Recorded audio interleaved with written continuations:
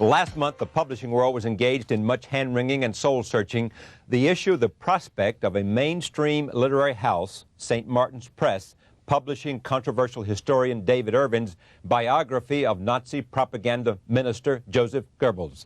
The argument then was that St. Martin should not lend a respectable imprimatur to what was considered a Nazi revisionist tract. Now, Christopher Hitchens, writing in this month's Vanity Fair, says that St. Martin's was wrong. He joins us this evening from Washington to talk about his reasons. And with me in New York, Eric Breindel of the New York Post, who's also written a column on the same subject.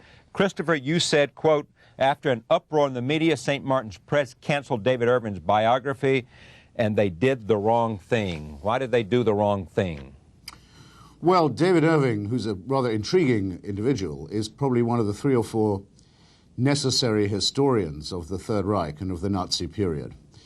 His book, which is now freely available in England, he's published it himself, actually, has been reviewed there by Hugh Trevor Roper, by Norman Stone, by Donald Cameron Watt, by all the major historians of the period, with great gravity and respect, because Irving knows the documents, he knows German, he knows the subject, he's, as I risk repeating myself by saying, one of the leading contributors to the field.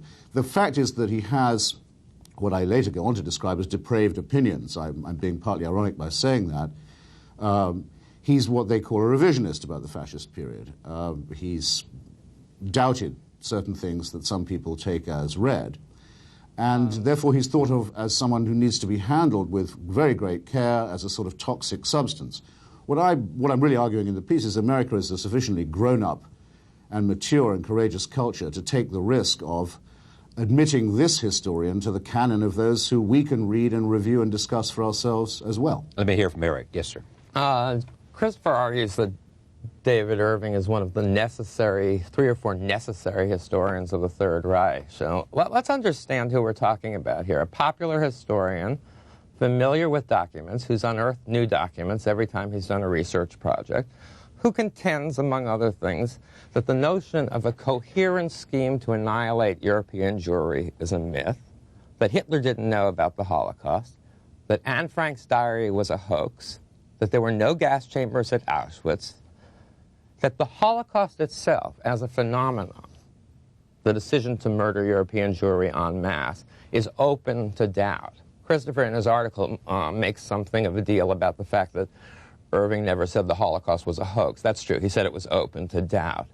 I wonder what you're saying when you say this is one of the necessary historians of the period. The fact that he unearths interesting documents? Eric, if I may call you that, why can't we make this simple and easy? Simply say that what you and I have read should be available to any other American to read.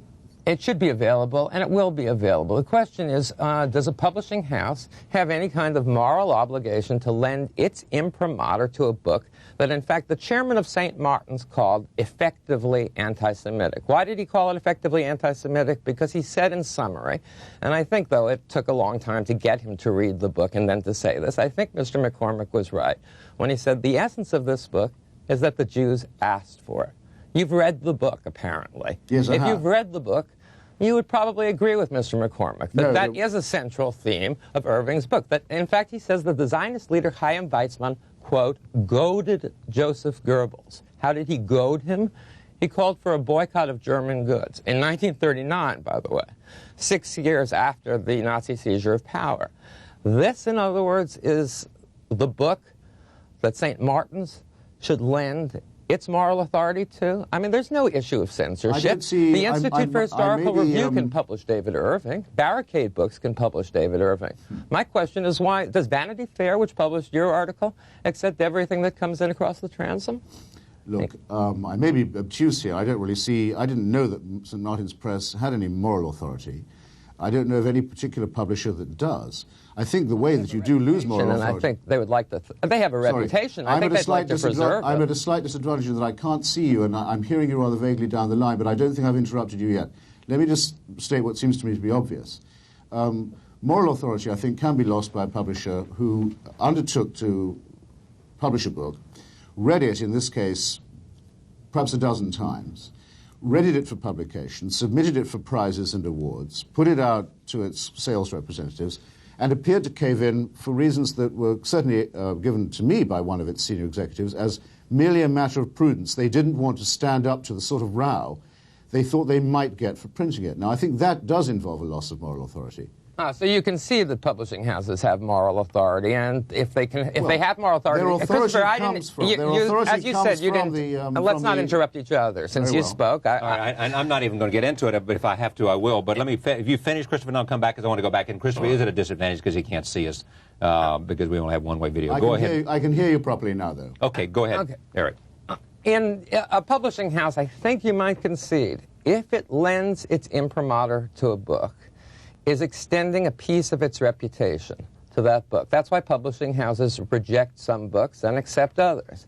I would contend that in the Irving case, I have a different reading of it than you. I think the financial motive was dominant here.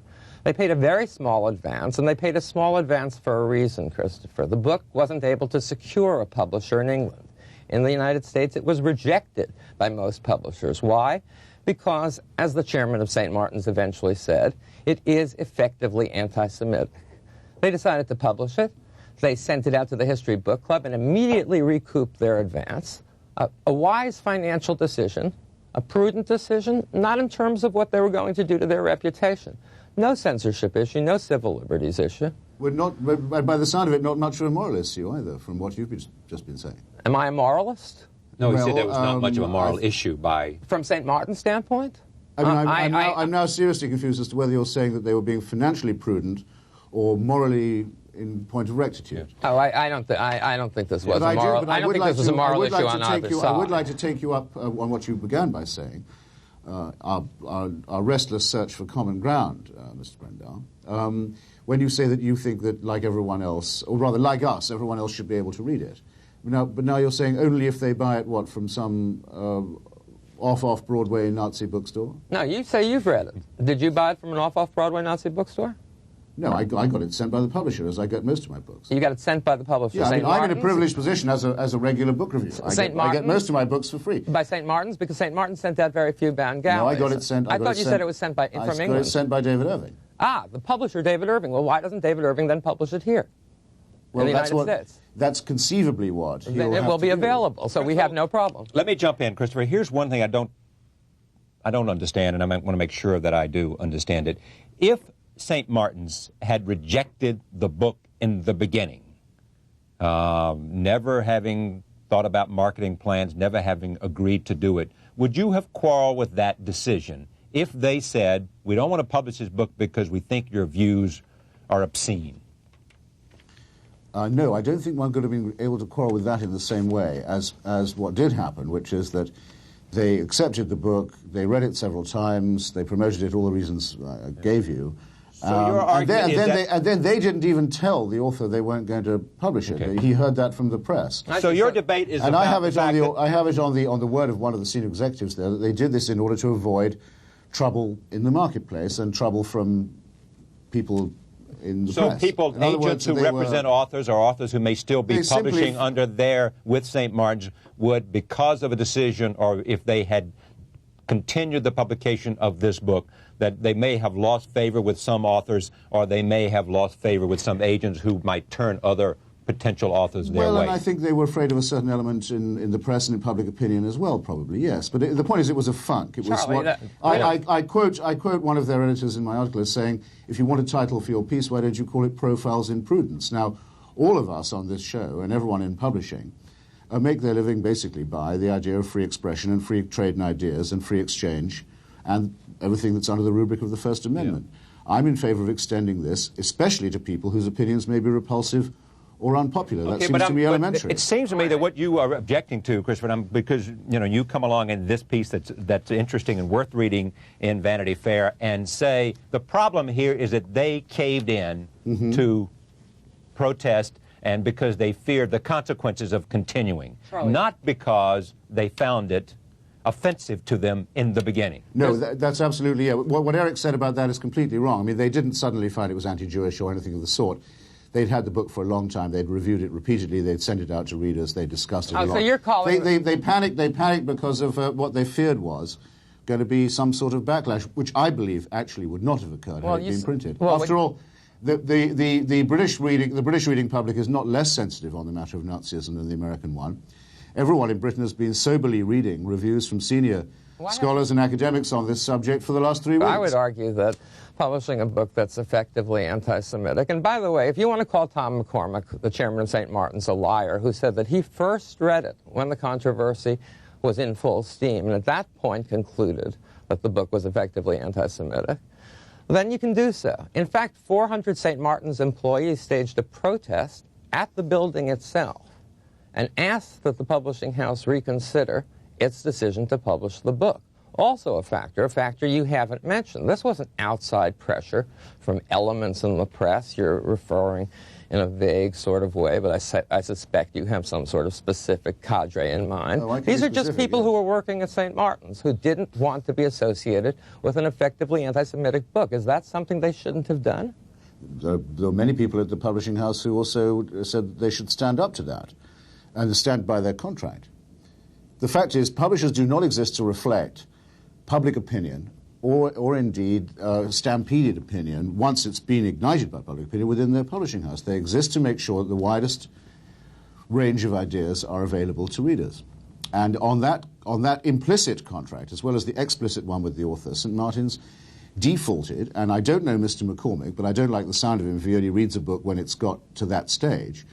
But I do quote other senior people at the publishing house who said to me clearly that it was for them a matter of saving their hide and covering their derriere, if you will. Well, your representation of Irving as a reputable historian who people in England are studying with great effect, I think ignores this entire history that we've been discussing. This is a man who said Anne Frank's diary was a hoax. This is a man who says the Holocaust as an event is open to doubt. And this is a man in this book, this Goebbels biography, based on new archival sources, says that effectively the Jews brought it on themselves. They goaded Goebbels. Weizmann, the leader of the Zionist movement, goaded Goebbels into severe measures against the Jews. And by the way, repeats the Hitler apology that defines Irving's argument throughout his work. In that context, Christopher asked this question: if in fact those things are true, that he said, he did say those things, does he still, in your judgment, can he be characterized as a reputable historian if he holds those views? I don't have to defend his opinions. I have to only defend his right to hold them. But you can make a judgment. I'm trying to understand. You can make a judgment about his reputation as a historian based on what he says and the judgments he's reached. I could make the judgment that he is a very major historian of fascism without taking any view on what he has said about it. Oh, well, this is true. You can say Faurisson in France, who says, after all, there were no concentration camps and no death camps, has the right to hold those views, and I wouldn't dispute that. But the question is, would you advocate that a major publishing house lend its imprimatur to Faurisson's publication? I'll say this much in the matter of Irving. In his biography of Churchill, which I have read, has changed the way almost all historians view Churchill, especially his relationship to Roosevelt. His study of the bombing of Dresden, though it's very controversial, is a necessary book if you want to argue about the bombing of Dresden. And his book, Hitler's War, is considered absolutely mad, and that it searches based on the presumption that there's a document in which Hitler would have authorized the Holocaust. And his book on Hitler's War is thought by many people to be extremely eccentric, and he once lost, though he lost narrowly, but he lost a bad libel suit in the book about a convoy called PQ-17. Nonetheless, in my opinion, and I say it boldly and clearly in my piece, if you are interested in the argument about the history of Nazism and the Third Reich, David Irving is one of the people you really owe it to yourself to read. And this is an uncontroversial point in my country, because he has unearthed a very great deal of new information. His own spin on it is quite secondary to me. Most of what I know, I don't know about you, I've learned from arguing with people with whom I disagree, often very violently. Well, this is true, but they're levels of the game. I mean, I assume that they're serious scholars, or people you would find serious in the sense that they unearth new information, who publish in, for For example, the Journal of the Institute for Historical Review, which dedicates itself primarily to proving, for example, that there were no gas chambers at Nazi death camps. Well, there has been scholarship, Christopher, in those journals. Let there be no doubt about it. They have uncovered train records that many of us who study this field didn't know existed. They go to the actual archives. Irving is not alone in finding real sources and torturing them for his own use. What you're doing, in a sense, by arguing that because he does this, he merits the imprimatur of a major house, is ignoring the implications of the book itself. And from that standpoint, you might as well say that a historian who marches in with a book that says, slavery never took place in America, and here are various sources that demonstrate various things that are true about pre-Civil War American history, ought to be published by Doubleday. If such a publishing event was to occur, I would expect the reviewers to be, and the readers to be the ones to take care of it, yes. I mean, it would not be for a publisher at the threshold of publication to suddenly think, oh dear, this row would not be worth the trouble. Now, surely I've made myself plain on this point. Yes. I also quote Raoul Hilberg, who, as you, I know, is one of the senior historians of the Holocaust story, in many ways the original historian of it. His book in 1961, The Destruction of European Jewry, is considered to be standard. He said to me, look, David Irving has made me go back and look at things again. David Irving has made me re-examine things I thought I knew for sure. David Irving's made me go over some ground, ask me how I know things, and I welcome this kind of challenge. Then let me ask you this. It seems to me a perfectly simple, I don't want to cloak myself in the mantle of Voltaire, but a perfectly simple point, that it is not incumbent upon me to defend anything Irving says or hypothesizes in order for me to defend not his right to say it so much as my right to read it, which is the right that you are not taking into account. No, neither of which have been called into question. Let me conclude this with these 2 points, Christopher. One is that you believe, for all the reasons you've stated, that any major American publishing house should have published this book for all the reasons you've stated. Yes? Yes, certainly. Okay. Secondly, in your reading of David Irving, has he changed, in his historical discoveries, has he changed your mind at all on any fact or understanding you had about the Nazi period? Not about the Nazi period, no. About the Churchill-Roosevelt relationship. That's different, though. That's a different book and a different issue. Yeah, no, he hasn't. But I think he has every right to try. Eric Breindel with the New York Post writes a column as an editor there. Christopher Hitchens, Vanity Fair magazine. His story, which we've been talking about, is in the June 1996 issue of Vanity Fair. Christopher, thank you for joining us. Anytime. Eric, thank you. Thank you, Charlie. Thank you for joining us. We'll see you tomorrow night.